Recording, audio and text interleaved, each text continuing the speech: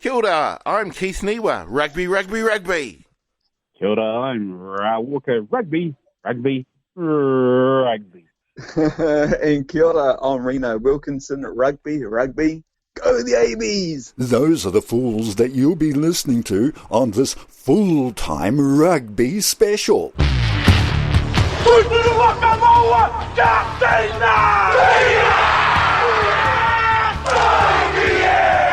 Getting straight into it, no Aussie, oi, oi, oi, today, Reno? No, it's all about the ABs. What a heck of a game, eh, bro? Yeah, it's really a start this morning. Good morning, boys. Good to be back on the podcast, and a very happy, obviously, nation at the moment as we celebrate not only just a win, but a hell of a win, keeping the Wallabies nil at Eden Park. The fortress still remains intact, mate. The history still behind it all is still there, and everyone can be very, very, very happy. How things can turn around in 7 days. No, there was a bit of panic, you know. There was a bit of panic. There was, I don't know, it was like almost the world was coming to an end. But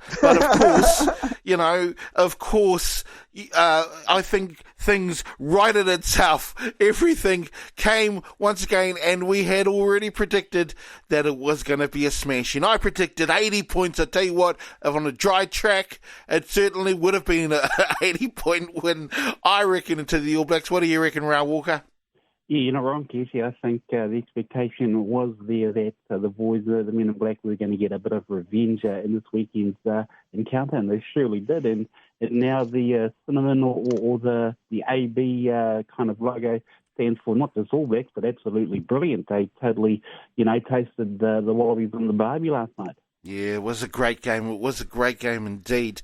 I guess Aussie just couldn't quite. I don't know what was it with Aussie this time around, Reno. Yeah, it just didn't have the impact, obviously, like they did 7 days ago in Perth. It could be the wet weather. There was comment about that as the build-up to it and at the end of it, obviously. But I think coming to Eden Park, too, knowing a bit of history behind the dominance of the black jersey on that paddock and how strong we are in country. So, yes, last week, Michael Cheika made comment. We've only booked a ticket. That's what they did, booked a ticket, come over for a flight, but a visit, and never got the meat pie at the end, boys. But they just weren't even into it. The halfback, White, Nick, White, they just wasn't the halfback we saw last week. I think when what's his name? Guinea, when Will Guinea, yeah. He was the impact. But even Hodges, he was nothing. So, they really got knocked back down to earth in the big time. Yes. Boy, did they. What did you reckon? It just didn't quite happen for the Aussies this time round, did it, Ra? Well, it's like they left their A game for Australia and Aussie. I mean, they were out of their depth, and I think we've made the comments that if it had been a dry track, it would have been a total domination from the boys. I think it may have well been a good 60, maybe 80-point ball game if conditions were a lot more conducive to running rugby. But it wasn't to be. It was wet, and it was a soft track underfoot, and the boys still put on a mammoth score. So, that's good leading into the World Cup. We need that confidence just to kind of, come back from a devastating loss last weekend, and now, time to start looking ahead to the big one. One of the things I reckon is that at the breakdown, especially at the rucks, the All Blacks were cleaning them out, which was an opposite from what happened last week over there in Perth, and that made a huge difference in my opinion. What do you reckon, Reno? Yeah, massive difference, mate. We were just so clinical around that whole area. Look, last week we got beaten up big time, and the boys felt that, and we turned it around. So good to see that happen, and obviously it silenced a few of the critics over the last 7 days. So many players stepped up to the mark, and this new young exciting team with Steve Hansen named during the midweek as well was kind of putting the scare up us when you leave the experience of so many players on the bench or even not even in the squad. So, mate, they played really strong. Their tackling was just menacing. Everything done was very, very clinical, and you couldn't be more proud of Steve Hansen, putting his head on the chopping block in some sense, and pulled the changes, brought Sonny Bill back in from out of playing counties rugby, Mitre 10, and look at the result, nil, mate. That's huge. That's massive, and things are looking good. 36-0 there, eh, Ra? I mean, that's one heck of a scoreline, especially in the rain, eh, bro? Oh, it is, Keithy. It just, not blowing our own trumpets for the men in black, but it just goes to show the class and the ability of what could well be another world, championship side if they play like that, if they believe in themselves. And, every now and then, like what we saw last weekend, a loss is never a bad thing. It's always a learning curve. And look, they took out on the Aussies this weekend. So, I think it's good to have losing a few battles as long as you sort of focus on winning the war. And I think our boys are in good stead. And for us, from a local perspective, good to see Gizzy Ladd, Georgie Bridge sort of playing a dynamic match. And look, he's one to look out for the future. He could even be at this early stage in his career one of our greatest ever All Blacks. This is only his second or third run, if at all, with the boys, and he's already showing classes of some of the great wingers or outside backs. Well, New Zealand have always produced some of the greatest wingers, quite frankly. So we'll start off with you, Ra, your player. Who was the player that stood out the most for you? I think all the players can sort of, be given credit, but as a former back myself, I always tend to watch to see how our boys, do. And as I made mention, you can't go, further than Georgie Bridge. I am biased because he's from home here. But, look, the whole team can stand up and be counted because, to come up with a score like 36-0 against a fairly tough Australian team, as we saw last weekend, them beating us 50-plus points, the whole team played as a unit, and that's good to see because we're going to need that in the next few months. What about for you, Rino? Who was an outstanding player for you, bro? Yeah, well, it's a whole team effort, mate. Right across the board, you can pick any individual player, but I'll go different here. Who stood out for me last week was Steve Hansen, the coach. He made the difference, and he pulled the changes, and he dropped some experienced players who are great players in our game of the modern era. The likes of your Bean Smith as such has given so much. So to take that initiative and drop them and bring these young guys into it who are running hot. So I'll give the nod to off the field to actually Steve Hansen. Well, he kind of had to, though, because he needed to test these new players like Bridge, like Severis. He needed to put them in just to see how they could handle the pressure. And obviously, it's kind of part of the plan, isn't it, Rino? Yeah, it is part of the plan going forward. Look, this is last year. We know that was his last game. Coaching the All Blacks at Eden Park as well. And for some of those players, that was their last game playing at Eden Park, the likes of Kieran Reid and many others, because it's going to be an indifferent year next year once the World Cup is over. So, acknowledging to where it's deserved, and he had to do it, give these guys playing time. But some coaches will want to stick through thick or thin with experience and try and win that Bledisloe Cup. His goal was always 2 cups. The Bledisloe, that's locked up now in the country, and look forward to the William Webb Ellis starting in a few weeks.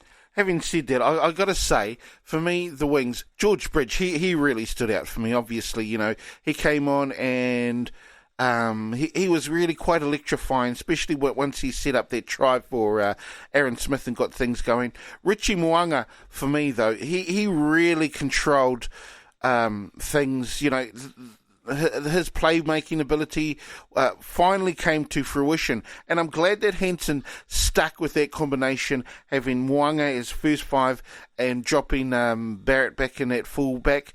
I'm glad that he persisted with that particular tactic. What do you reckon, Ra?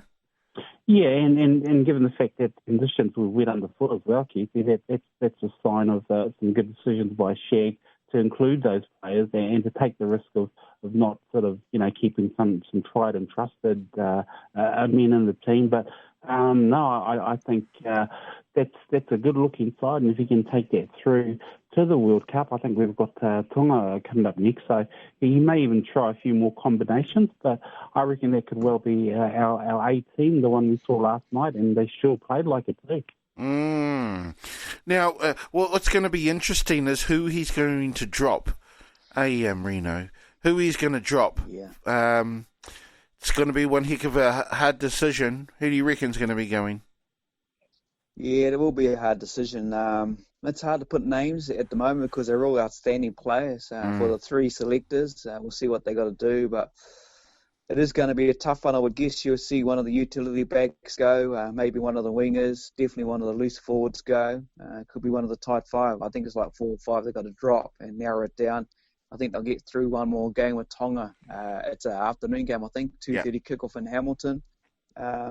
But yeah, it's interesting, mate. I wouldn't want to say any names just in case he's looking at it different to what I'm thinking. Right. But yeah, there will be the odd. It is going to be hard. It is going to be hard, and you're going to feel sorry. But the tournament's a big tournament. Any injuries, hey, we've got the talent to bring back through, and they'll fall right back into place. Well, let's move on to the women's game, which was a great game, Reno? Another dominating performance from our girls, but relatively close first half, though, eh? Yeah, it was relatively close. Look, Glenn Moore, the coach, had a lot to work on with the girls. He wasn't that happy after a big win in Perth 7 days ago. So turn it around and at home, final game for the season. Let's try and do it for our fans. With the fans that do turn up to watch the girls, a bit disappointing, but it's what it is. The result stood in a great win. Look, the recognising Kendra Cox here, the New Zealand Player of the Year, who got a little cap for her 50th match. She's actually at 51, 52, so she's on target for the former captain's world record. Yeah. But then recognising all the other players that are playing their 40th. Salika Winiata yesterday. There are others in the 30s and 40s. Charmaine Smith is one of those. And the list just goes on. Then you lose your captain just before half-time, Les Elder, with an injury, So step up was the other lock there, and she brought it, and the girls did bring it. The whole team brought it, and they played outstanding. So did their families, all proud of Eden Park. That's it for them for the year and for the Australian girls, for International Girls Rugby. So look forward to 2 years' time where we get to host the World Cup. So I'm excited. The girls go back into normal club rugby, play for their franchises, watch their competition get underway. Currently we have the Heartland Championship starting this weekend, plus also currently the Mitre 10. But it was a good result for the Black Ferns. Great result indeed for the Black Ferns. It was also great seeing our local girl, Charmaine McMiniman. She busted over for a try, or she got a try for herself as well, which, was just awesome. Not only that, but she helped set up the try for Eloise Blackwell, who, with a nice deft little inside pass. In fact, she was all over the place, quite frankly. So great game from our young local girl. But you were saying there, Reno, that there's not going to be, when it comes to World Cup time, there's hardly going to be any any other games for our Black Ferns. No games kind of building up to that tournament. Everyone's going to be focused on the tournament, which is a bit sad. I would think you could get more games under the belt like the men do, and you prepare for the International World Cup series. So, but it's just one of those things, which is sad. I'm guessing, mind you, we've got 2 more years to work on that. New Zealand Rugby Union could change that around with the way the girls are dominating, just to get the product out there and a lot more in the support to drive them to get behind supporting this team, because there'll be a lot of players who will be doing what the men do, retiring at the end of the World Cup. A lot of these young girls, their goal is to make to the World Cup, especially the older ones, and retire on a high in your own country, hopefully winning. But girls rugby is looking pretty good. Look, the growth of the girls game is a lot bigger than the men's in the country, and let's hope we can get more behind them. Well, that is pretty much us here on our full-time rugby special. Don't forget, you can check us out on iTunes, YouTube, SoundCloud, Castbox, Anchor.fm, and also check us out on Spreaker. And so there's nothing left to say except I'm Keith Niwa, Rugby, Rugby, Rugby. I'm Raoul Walker, Rugby, Rugby, Rugby. And I'm Rino Wilkinson, Rugby, Rugby, out. Those were the Fools on this full-time rugby special.